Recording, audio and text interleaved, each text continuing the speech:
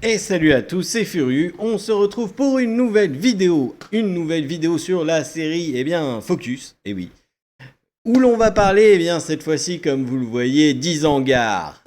Bon, Isengard qui n'est pas une faction qui, ma foi, somme toute, est très respectée, enfin en tout cas est très plébiscitée par les joueurs. Généralement, Isengard, c'est un peu laissé de côté. Mais on va voir que Isengard, il a quand même des points intéressants, hein. Bon, alors, le premier point qu'on va aborder, comme dans chaque vidéo focus de faction, ça va être la position de la faction. Isengard, en termes de position, c'est pas la folie, hein. On se retrouve sur une position où la moitié, enfin notre capitale est complètement collée à des montagnes et à un ruisseau, hein. Donc si vous popez comme lui là, vous êtes dans le caca, hein. Autant vous dire que vous n'avez pas beaucoup à farmer. On n'est pas sur une région très friendly, hein. Voilà, on voit d'ailleurs si on grossit le relief que on a un bon gros bout de montagne. Donc déjà, ça limite les cases, hein, voilà. Bon, Torlor, c'est un peu mieux, mais le problème, c'est qu'on va avoir également beaucoup de régions. Alors là, par exemple, si on prend le Rohan, on peut directement aller sur Isengard. Fangorn, si vous allez sur Fangorn, vous avez quasiment également la portée sur Hortank. Et c'est une région neutre. Le croisement, la seule chose qui vous bloque, c'est un croisement à 25 millions. Mais si vous venez du nord, vous pouvez passer dans les tunnels et arriver à Hortank. Et le problème de Isengard, c'est que les gens qui vont commencer, par exemple à Linden ou à Arnor, vont avoir tendance à aller vers la sortie d'Isengard ou vers la Moria pour passer directement vers l'anneau. Et donc ça vous laisse peu d'options de prise de territoire. Pareil, le Gondor va avoir tendance, comme nous là actuellement, vous le voyez, va avoir tendance à prendre tous les territoires qui se trouvent à l'ouest. Alors là, en plus, il y a les elfes qui sont descendus. Voilà. Donc, on n'est pas sur une position très favorable, hein. Et en plus, généralement, comme vous êtes sur une faction qui n'est pas grosso modo remplie les trois quarts du temps, vous vous retrouvez sur une position un petit peu précaire. C'est pour ça que je n'ai mis que 4 sur 10 à la position, parce que je dois prendre en compte les facteurs des camps neutres, des ressources également, mais en termes de position stratégique, on n'est vraiment pas très bien. Bon, les unités T4. Alors, les unités T4, beaucoup ne les aiment pas. Moi, j'ai mis 6 sur 10 parce que je trouve que les unités T4 d'Isengard peuvent avoir un intérêt certain. Voilà, les Snagas, moi je trouve que si vous avez les dégâts max, et ça commence à être de plus en plus présent sur le jeu, que vous avez des unités qui peuvent être boostées par les Snagas assez sympathiquement sans perdre 30 000 unités. Exemple des trolls, hein, ça peut être intéressant avec un Gothmog par exemple. Je pense qu'il y a quelque chose à faire, hein, peut-être. Bon, les Snagas n'auront pas de boost de puissance, mais ils boosteront les trolls. Il y a des choses, je suis certain, à faire avec ces Snagas qui ont un potentiel de dégâts très élevé à partir du moment où vous avez les dégâts maximales. Et donc, je trouve que les Snagas sont très sous-estimés. Alors, c'est pas un truc où vous allez mettre que des Snagas. Voilà, très clairement, c'est pas le but avec les Snagas. Mais c'est une unité qui peut booster d'autres unités et qui peut faire des dégâts elle-même assez importants à partir du moment où soit vous avez la RNG de votre côté, soit vous avez l'incertitude d'infliger les dégâts maximales. Et là, on est sur quelque chose de très bien. Mais en revanche, si vous n'avez pas cette certitude-là, il y a un pool de dégâts des Snagas qui, je pense, est le plus élevé du jeu entre les dégâts minimales et les dégâts maximales. Alors, c'est à double tranchant, mais je trouve que moi, les Snagas, il y a quelque chose à faire. Et c'est pour ça que je leur ai mis 6 sur 10, parce que pour moi, il y a pire comme unité T4, hein. Et les Snagas, c'est relativement bien. Parlons maintenant du placement des ressources au départ, donc dans les régions de départ de notre cher Isengard. Moi écoutez, je lui ai mis 7 sur 10, pourquoi? Parce qu'on y retrouve à peu près toutes les ressources, hein. Si on prend par exemple la région de la capitale, on voit que c'est divisé assez agréablement et assez équitablement. On est sur quelque chose de très sympathique. Si on va eh bien, dans la région juste au-dessus, mettons d'une Féaran, désolé mon jeu est en anglais, eh bien on voit aussi qu'on est sur des ressources très sympathiques et très intéressantes en termes de proportions. Écoutez, moi j'ai rien à dire de mauvais. Alors si ce n'est effectivement qu'on n'est pas comme au Gondor où il y a des tas de ressources à un même endroit. C'est clair. Après, si vous êtes fort en Isengard, vous sortez, vous allez dans Fangorn, vous avez plein de forêts. Bon, je suis pas sûr que ça soit très nécessaire, mais en tout cas, pour moi, on est sur un équilibrage de ressources qui est assez sympathique, hein. Pour ceux qui ont joué à Run ou à Variag, vous savez de quoi je parle, où c'est la galère de trouver certains types de ressources. Là, on voit qu'on a à peu près toutes les ressources, donc on est vraiment plutôt bien. Donc j'ai franchement rien à dire sur le placement des ressources d'Isengard qui est très varié, même si vous allez, là vous voyez, je suis rendu ici dans Miniriat et pourtant il y a encore plein de ressources différentes, quoi. On n'est pas sur de terres rocheuses où il n'y a que de la pierre et du fer, ou sur des terres agricoles où il n'y a que du bois et de la food. Il y a à peu près de tout, donc on est vraiment sur pour moi, un terme de ressources idéal en termes de placement des ressources du départ. Voilà. Les camps d'unité neutre, je lui ai mis 8 sur 10 et franchement, j'ai failli mettre 10 sur 10. Pourquoi? On va en parler. Alors, on va retourner sur Hortank, comme ça on va prendre deux Hortank, voilà. Alors, déjà, premièrement, vous avez un truc qui s'appelle les Dune Landing, ou les Vikings comme je les appelle. Les Vikings, ça vous permet tout simplement d'esquiver le buff guerre. Voilà, donc forcément, meilleure unité siège du jeu. En plus, vous avez les alchimistes débloqués très rapidement en Isengard, donc ça combine très bien. Vous avez du siège dès le début qui envoie du pâté, et les Dune Landing, eh bien, c'est un très très bon camp d'unité neutre. Ce n'est pas suffisant parce qu'il y a d'autres choses également. Vous avez les Spear Throwers qui sont relativement sympathiques. Moi, je les ai testés déjà. Et le fait d'avoir un contre d'unité montée à pied autre que des wargs qui coûtent la peau des fesses, bah, moi j'aime bien. Et je trouve qu'ils sont vraiment sympathiques, ces petits orques. Alors, bien entendu, à jouer sur un commandant type Gorbag, par exemple, ou même Gutmog, mais ce sont des unités qui sont, ma foi, somme toute, très sympathiques. Et si vous allez plus loin, il y a mes chouchous que j'ai toujours pas testé, mais qu'un jour je vais tester. Et oui, j'ai dit des chouchous, des nains. Fufu, il a dit quoi là? Les Defender qui font tout, quoi. Et franchement, voilà.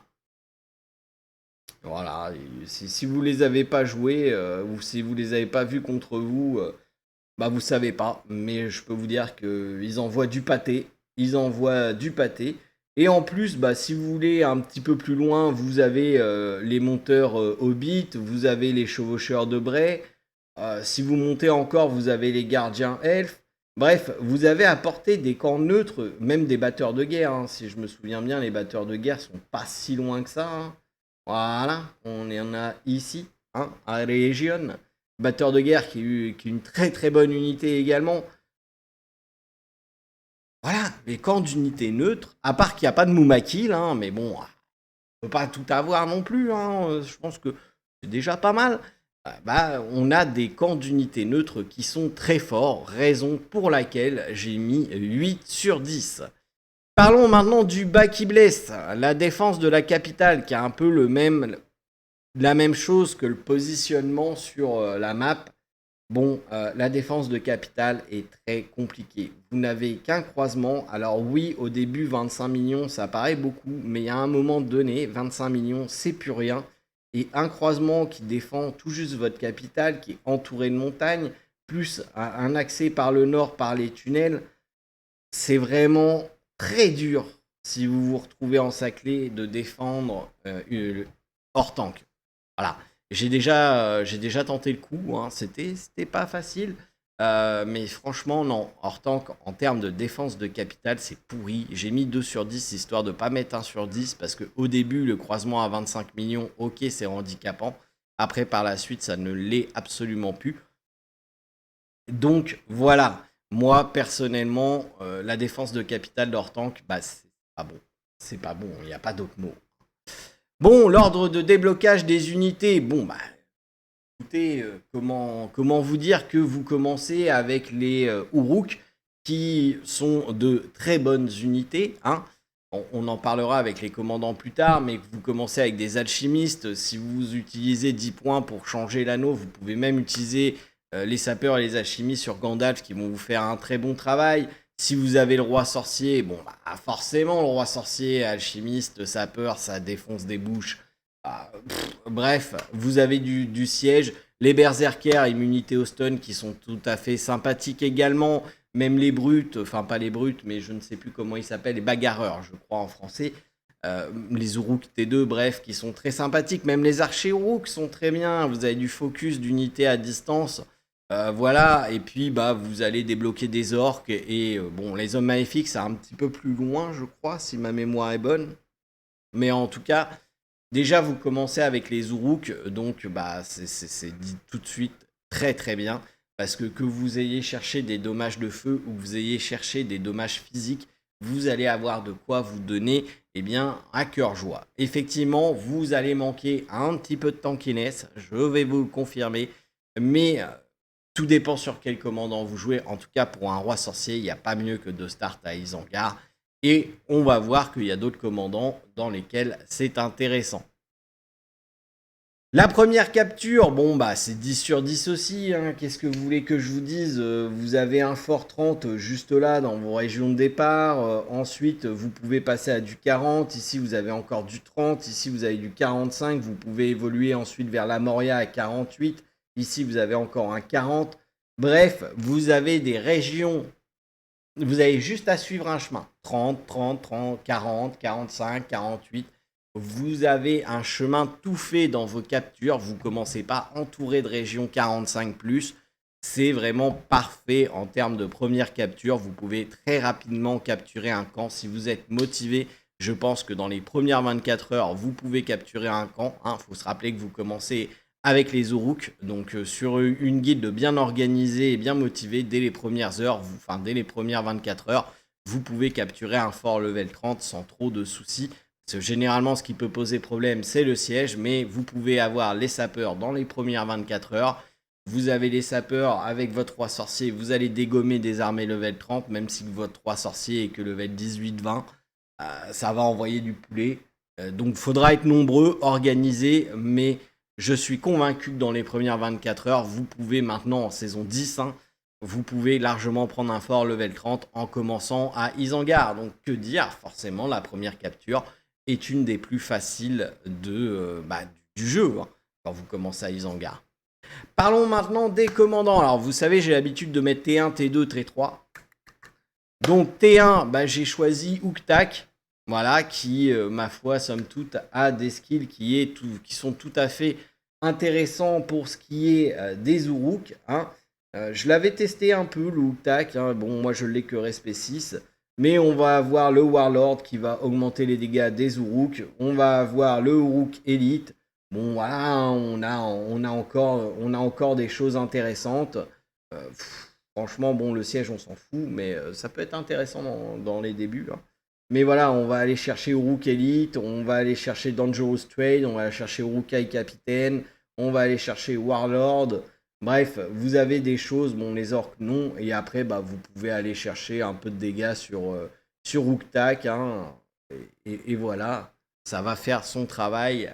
Vous avez un commandant qui est tout à fait acceptable pour un start à Isengard et qui va surprendre parce que c'est pas un commandant qu'on voit partout, Uktak. Voilà. Le deuxième commandant est un peu plus commun avec son sourire ravageur. C'est le Lurtz. Attention, cette fois-ci, vous ne le jouerez pas DPS. Vous allez chercher The White Hand avec Urukai Elite. Et vous allez bien entendu booster vos Urukai. Vous allez chercher Untiring également, le Survival Barrier. Vous allez chercher le Dangerous Trade et le Uruk. Captain, donc en gros le R1 du bas et le R5 full. Et vous allez avoir un commandant solide avec des Uruk-hai quand vous commencez avec des Uruk-hai. Et bien entendu, le T3, je ne surprends personne en disant que c'est le fameux, le seul et l'unique Witch King qui, bien entendu, en commençant à Isengard, va être overpower et va prendre des cases très haut level, très rapidement. C'est vraiment le commandant de prédilection à Isengard. C'est bizarre, hein, c'est le roi sorcier d'Angmar, mais il est meilleur à Isengard que ce que vous voulez que je vous dise.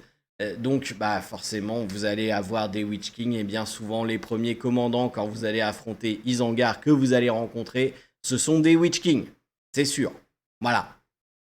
Donc, globalement, pour moi, Isengard, c'est une faction qui est dépeuplée de par sa position sur la map. C'est T4 qui sont très sous-estimés, je pense. Mais en dehors de ça, c'est une très bonne faction. Si vous allez avec une guilde très organisée et que vous savez que vous allez devancer en termes de level parce que vous avez des rois sorciers, etc. Même des Gandalf, encore une fois, si vous investissez 10 points dans le fait de pouvoir contrôler les unités adverses, eh bien, franchement, c'est un territoire qui est très intéressant à aller, Isengard. C'est vraiment pas dégueulasse du tout. Voilà, moi je trouve que c'est une faction qui est très sous-estimée. Là, on est maintenant dans des groupes solides généralement, hein, donc Isengard, c'est pas une option à écarter parce que en termes d'unité neutre, c'est très intéressant. Les placements des ressources de départ, c'est très bien. L'ordre, les unités, les Uruk, avoir accès aux Uruk dès le début, c'est très bien. Pour aller sur les premières captures et booster le moral des troupes, c'est très bien également. Et si vous avez le Witch King, vous avez de quoi vous faire plaisir à un Isengard. Voilà. Donc pour moi, c'est une faction qui est très sous-estimée. Maintenant, on a des groupes organisés et des groupes intéressants en termes d'organisation. Donc ça devrait être une faction qui devrait se remplir petit à petit. Voilà. Sur ce, j'espère que cette vidéo focus vous aura aidé à en apprendre plus sur Isengard. Je vous souhaite à tous de passer une excellente journée, soirée, nuit, peu importe quand vous regarderez cette vidéo. Et je vous dis à ce soir, si vous le souhaitez. Enfin, on sera en live du coup quand la vidéo sortira. Mais du coup, à bientôt pour de nouvelles aventures sur LETR Rise to War. Sur ce, ciao.